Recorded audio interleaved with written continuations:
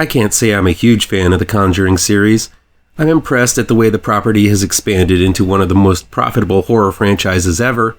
I'm glad it made so much money in the box office since its release last week, mainly because it'll give the green light for more horror films to be made. But honestly, I have trouble distinguishing the world of Insidious from the Conjuring universe. And that's not just because both franchises heavily feature Patrick Wilson's forehead. Both film series, piloted by James Wan, ushered in a new era for horror films, relying on jump scares and other carnival funhouse horrors that have been prominent since I began reviewing horror in 2010, and apparently is still prominent now. But before I go any further into my review with The Conjuring Last Rites, how about I do this?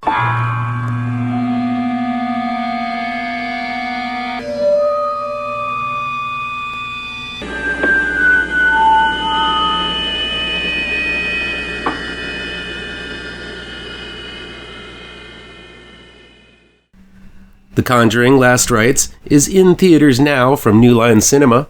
It's directed by Michael Chavez and written by Ian Goldberg, Richard Nyang, and David Leslie Johnson McGoldrick. Dawn Smurl, played by Bo Gadsden, receives a large mirror as a gift and soon finds out it houses an evil spirit intent on, well, I guess on conjuring up some scares for the entire family. I'm not sure what the demon's intent really is. Meanwhile, the Warren family is not without its own problems.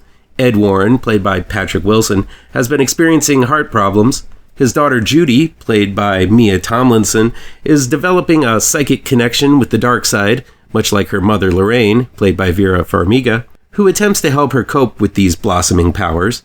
Judy's boyfriend Tom, played by Ben Hardy, tries to understand the bizarre Warren family as he plans to propose to Judy very soon. But getting in the way of all of that happiness is that pesky demon-possessed mirror. While a mirror is not the most terrifying of antagonists, I am surprised how many movies have mirrors as central horrors.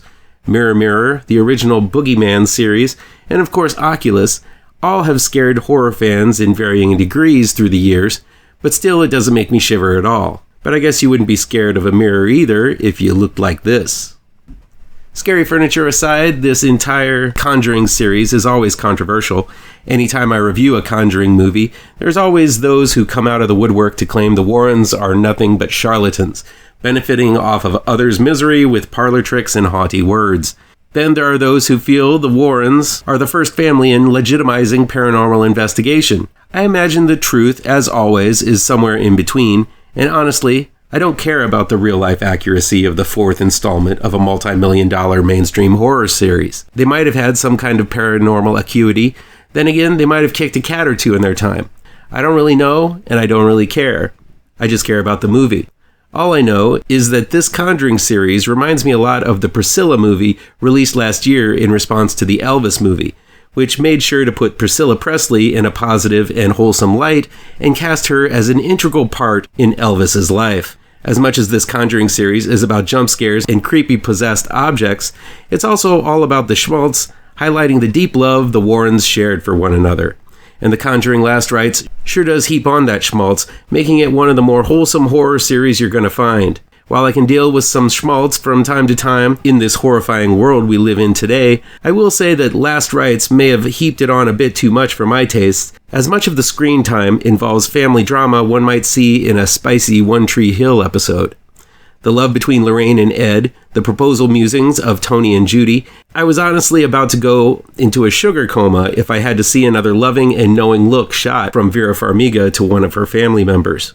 That said, Last Rites got me over and over again with jump scares. I'm a sucker for it. Maybe I'm just a little too relaxed in the movie theater, or just sensitive to large blasts of music, or just hopped up on caffeine. But every time the Dime Music headbang on the keyboard occurred, paired with a creepy demon face, I jumped accordingly. And it happened quite a bit, which I guess that means Last Rites is a successful scary movie, in that sense. Lasting scares that might creep into my subconscious and my dreams after viewing? Not so much. By the time of the climax, when the entire family is battling a mirror with all kinds of explosions, rain, and thunder going on, I kind of checked out of the movie. I really don't know what the endgame of this evil mirror is. Basically, the Warrens met the mirror ages ago when Lorraine was pregnant with Judy. The meeting was less than successful, and I guess the mirror developed a grudge against the Warrens since then. If mirrors can have a grudge, that is. Of course, since every cursed object has to have a movie of its own, the origins of this mirror is never really revealed. But for some reason, the haunted mirror followed the Warrens through time and manipulated things to have them meet again. Not sure why. It's never really delved into that deeply. The mirror is just an object that has history with the Warrens. There's a moment in the story where someone asks Ed what happened to the people who had the mirror previously, as the Warrens rushed out to have a baby before the mirror could be conjured away by their combined powers. Ed says he doesn't know. Again, this might be set up for the next Conjuring spin-off, but it is a gaping hole in the narrative that, if filled, might have helped clear up the motivation of this mirror. I mean, had the original family of the mirror been destroyed, save for one vengeful family member been injected into this story, maybe how this mirror ends up back into the Warrens' life might have been understandable. But nope. Instead, the guiding forces are the urges that Judy and Lorraine feel, which is less interesting, as it is something we as the audience really can't see, and it must be explained to us through lengthy exposition. By now, Vera Farmiga and Patrick Wilson and his forehead have played these characters for so long they could do it in their sleep. There's a bit more development in Ed as we see the physical toll all of these conjurings have taken from him, and I guess Vera shows some extra sensitivity as she has some nice mother-daughter moments with Judy, but these two are simply doing what they've perfected in the last 3 Conjuring movies. The film very much tries to highlight the younger generation of Warrens with the focus on Judy's developing powers and the shadowy history Tony has as an ex-cop. Much like when the X-Files tried to push Doggett and Reyes on us when Scully and Mulder were no longer on the series. Controversial sidebar, I actually liked the Doggett and Reyes season of X-Files. Sorry for being so controversial. Mia Tomlinson and Ben Hardy are both decent, but they're no Farmiga and Forehead. I don't think they will be taking over for those two in future Conjurings. The Conjuring Last Rites ends with a very Raising Arizona-like ending where Lorraine has a vision of Ed and her growing old together, having grandchildren, and eventually going to the Conjuring premiere together, which I guess might make it seem like the series is coming to an end. It really has kind of run out of steam, despite a noble effort by everyone in front of and behind the camera. I think it's time to let this series die. But of course, with a $400 million opening weekend, there's no doubt there'll be another one. Also, there's the HBO Max series in the works too, I hear. If they do make another movie, I hope they cover the Warrens' involvement in the Amityville case, with Juan back at the helm. I feel The Conjuring Last Rites fits right between the second one and the tepid last one, The Devil Made Me Do It. It hits all the same old beats. Basically what I'm saying here is that this is another Conjuring movie. Lots of jump scares, iffy haunted item which will be developed later in another movie, or not. Heaps of schmaltz and lots of forehead. If you're a fan of this series, hey, here's another one. What do you think of The Conjuring Last Rites?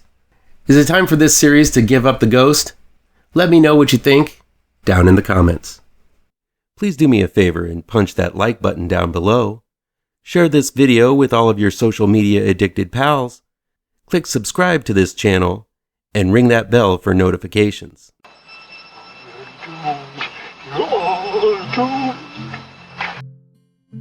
You're doomed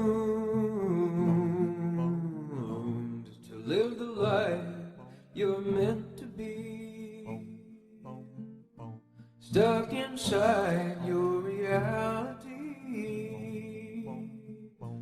You're